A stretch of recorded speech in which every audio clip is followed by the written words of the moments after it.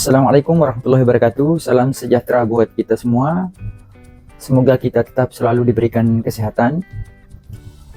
Berjumpa lagi dengan channel Education Store, channel yang membahas tentang tutorial, edukasi engineering, maupun masalah kehidupan pelaut beserta dengan permesinan kapal.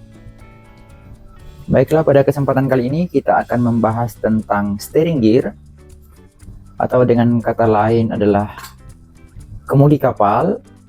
Dan kali ini saya akan melakukan tayangan tentang kemudi kapal dan kita akan belajar bersama-sama. Yuk kita simak videonya.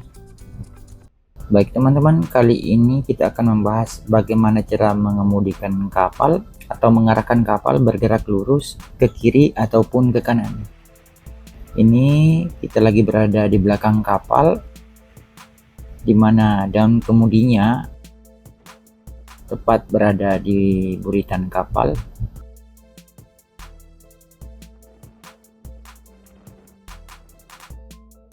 Nah, saya tepat berada di atas ruang kemudi kapal, dan sesaat lagi kita langsung saja masuk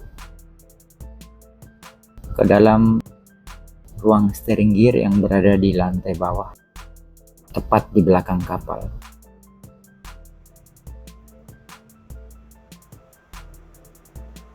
Nah, beginilah kondisi steering gear, di mana steering gear ini digerakkan dua motor pompa, dan daun kemudi ini bisa digerakkan dengan sistem hidrolik.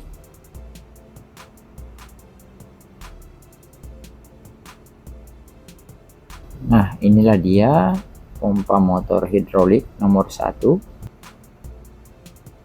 Kemudian inilah steering gear nomor 2. Ya, di sini juga terdapat giro kompas yang bisa mengecek langsung pergerakan kapal ketika mendapatkan komunikasi dari anjungan. Namun kita lihat sekarang ini berada pada posisi 0, artinya kapal dalam bergerak lurus atau midship. Saat ini steering gear dalam posisi autopilot, jadi dia bisa bergerak secara otomatis. Nah, inilah yang warna hijau ini, S berarti starboard, artinya ke kanan, dan angka-angka ini adalah derajat pergerakan.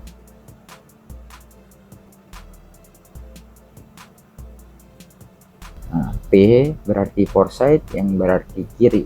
Kita tinggal melihat indikator pergerakan daripada rudder angle. Dan ini adalah panel switch daripada steering gear nomor 1. Nah, ketika kita menggunakan steering gear nomor 1, ini dalam keadaan normal, yaitu autopilot. Ini kita lihat jalan. Adapun ini kita lihat adalah instruksi manual apabila kita melakukan steering gear secara darurat. Misal autopilotnya tidak berfungsi, maka kita harus melakukannya secara manual. Namun tetap melakukan komunikasi antara ruang steering dan anjungan. Karena order perintah berapa derajat pergerakan kapal ke kiri atau ke kanan semuanya berasal dari anjungan, maka komunikasi dilakukan dengan via telepon antara steering gear dan anjungan.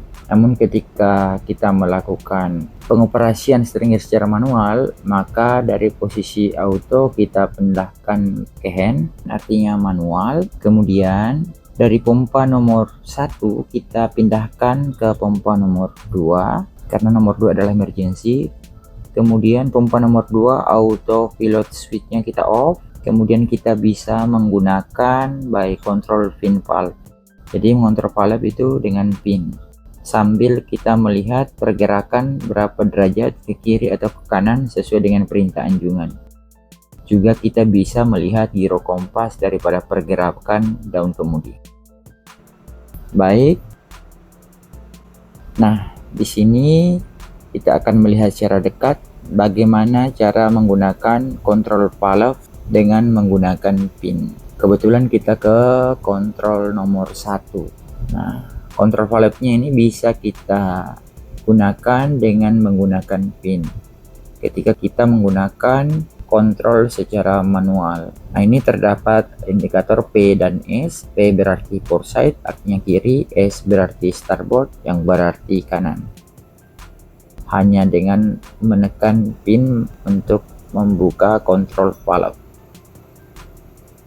Nah, dari sini pun kita bisa melihat derajat pergerakan. Karena sekarang berada dalam posisi autopilot, ini dia bisa bergerak secara otomatis ke kiri ataupun ke kanan. Kita lihat kondisi autopilot, steering gearnya bisa bergerak secara otomatis. Nah, di sini pun kita bisa melihat giro kompasnya.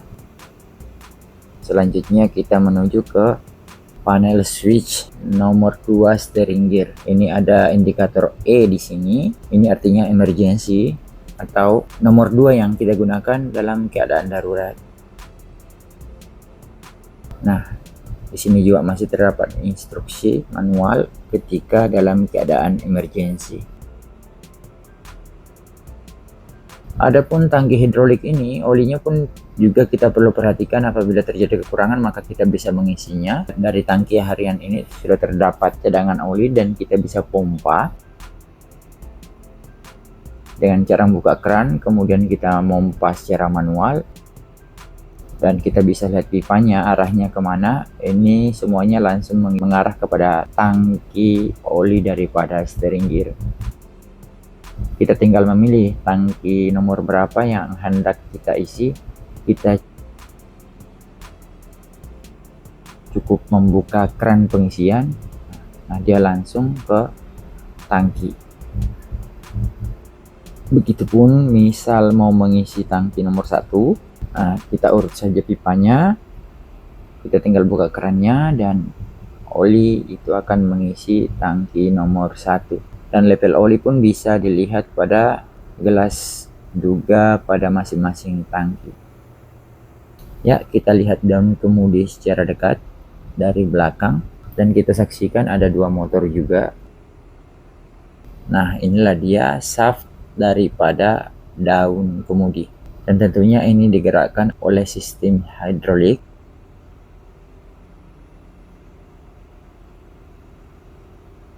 Nah, beginilah penampilan daripada daun kemudi sebuah kapal.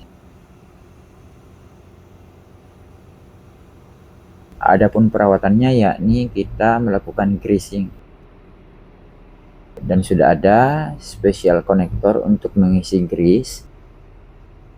Grease itu biasa juga disebut gemuk ya buat orang Indonesia.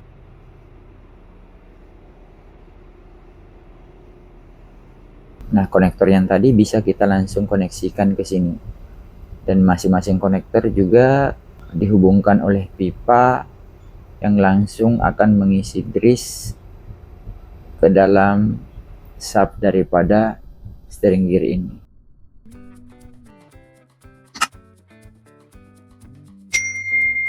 Demikianlah pembelajaran pada kesempatan kali ini.